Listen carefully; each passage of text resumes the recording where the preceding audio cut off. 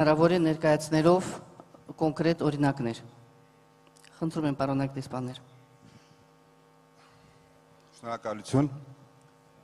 Նախ եւ առաջ ես էլ կցանկանայի ողջունել համաժողովի մասնակիցներին, Ֆրանսիայից եւ Հայաստանի տարբեր մարզերից ժամանած մեր գործընկերներին եւ մաղթել արդյունավետ քննարկումներ։ Կցանկանայի նաեւ շնորհակալություն հայտնել Սյունիքի մարզին եւ Գորիսի քաղաքին։ Ինձ համար կրկնակի հաճելի է մոտ 30 տարի հետո վերադառնալ Գորիս, որտեղ այստեղ անցկացրել եմ իմ զինվորական ծառայությունը եւ տեսնել այսպիսի հրաշալի քաղաք, տեսնել այսպիսի զարգացում, դինամիկ զարգացող քաղաք, որը ի վիճակի է այսօր հյուրընկալել նման խոշոր միջազգային միջոցառումները։ Վերադառնալով հարցին կապված Հայաստան-Ֆրանսիա ապակենտրոնացված համագործակցությանը, բնականաբար խնդիրը պետք է դիտարկենք հայ-ֆրանսիական բազմավոլորտ, բազմաշերտ հարաբերությունների համատեքստում։ Արդեն բազմիցս նշվեց, որ հայ-ֆրանսիական հարաբերությունները ունեն պատմական, մեծ, այսպես հետագից, հիմնված ընդհանուր արժեքների վրա, պատմական ամուր կապերի վրա։ Այսօր Հայաստանը եւ Ֆրանսիան որպես պետություններ ունեն կայուն առանձնաշնորհյալ հատուկ հարաբերություններ, որոնք նաեւ ներգրավված են արդեն ռազմավարական նշանակության ոլորտներում, ինչպիսին է պաշտպանությունը, տնտեսությունը, ենթակառուցվածքները եւ հարաբերությունները դինամիկ զարգացում են ապրում գրեթե ամեն օր։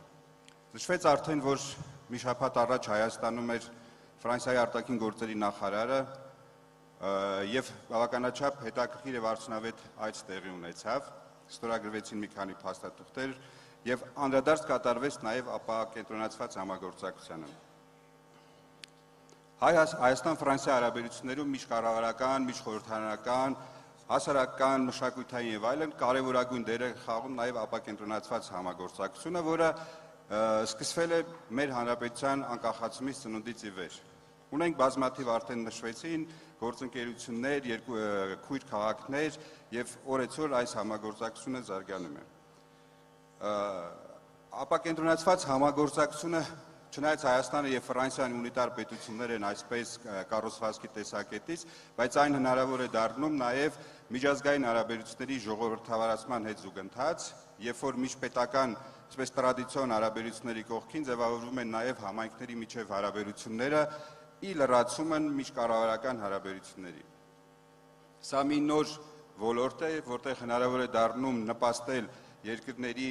տարածքների կայուն զարգացմանը, բերել միջազգային համերաշխություն եւ նպաստել համայնքային զարգացումներին։ Հիմա կոնկրետ ձեր հարցը, թե ինչ նշանակություն ունի ռազմավարական հարաբերությունների տեսակետից, բնականաբար Հայաստանի համար ապակենտրոնացված համագործակցությունը Ֆրանսիայի հետ ունի ռազմավարական բնույթ եւ կբերեմ ես մոտարապես 5 փաստարկ, թե ինչու է այդպես։ Առաջի հերթին այս համագործակցությունը նպաստում է մեր անվտանգությանը։ Տեսեք, Հայաստանի հիմնական մարզերը, այսպես Սյունիքը, Վայոց ձորը, Գեղարքունիքը, Տավուշը, հիմնական նկատի ունեն, որոնք ներգրաված են համագործակցության մեջ, սահմանամերձ են եւ բավականաչափ ունեն խոցելիություն։ Եվ այսօր մենք Սյունիքի մարզում ենք եւ այս միջոցառման կազմակերպում ենք այստեղ, սա սիմվոլիկ է նաեւ խորհրդանշանական մեր աջակցությունը, ֆրանսիական կողմի աջակցությունը Սյունիքի դիմակայունությանը եւ Հայաստանի ընդհանրապես անվտանգության խնդիրներին։ Երկրորդը քաղաքական առումով 20 թվականին 44-օրյա պատերազմից հետո 23 թվականին Արցախից, Լեռնային Ղարաբաղից մեր տեղահանված բնակչության Հայաստան բնակչության տեղանված ընթացքում Ֆրանսիայի բոլոր գրեթե համայնքները ընդունեցին եւ մարզային, ռեգիոնալ եւ այլ կառույցներ ընդունեցին բանաձևեր, սատարեցին հումանիտար աջակցությամբ եւ նաեւ քաղաքական լուրջ աջակցություն ցուցաբերեցին այս ամբողջ ընթացքում, երբ որ Հայաստանը ապրում էր այդ դժվարին տարիները։ Տնտեսական առումով նույնպես ապակենտրոնացված համագործակցության կարևորագույն ուղղություններից մեկն է նաեւ համայնքների տնտեսական կարողությունների ամրապնդումը։ Եվ կան բազմաթիվ ծրագրեր, հիմա վստահ եմ գործընկերները կխոսեն դրա մասին։ Մյուսը դա Հայաստանի Սփյուռքի ներգրավումն է նաեւ ապակենտրոնացված համագործակցության շրջանակներում։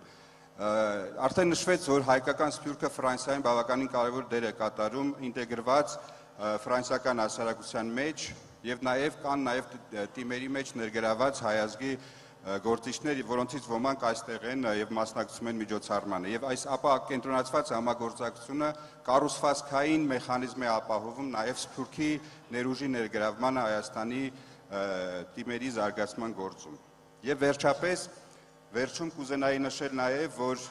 այս համագործակցությունը նաև աջակցում է Հայաստանի ժողովրդավարությանը, տեղական ժողովրդավարությանը, գիտեք, որ այսօր մեր ինքնության կարևորագույն մասն է կազմում նաև ժողովրդավարական երկիր լինելը, ի ժողովրդավարությունը սկսում է նաև տեղերից։ Եվ այս համագործակցության շնորհիվ է նաև, որ մենք բերում ենք ֆրանսիական փորձը օգնելու մեր համայնքներին լուծելու իրենց խնդիրները եւ զարգացնելու տեղական ժողովրդավարությունը։ Շնորհակալություն։ Շնորհակալություն, պարոն դեսպան։ Իրոք, որ այս համագումարի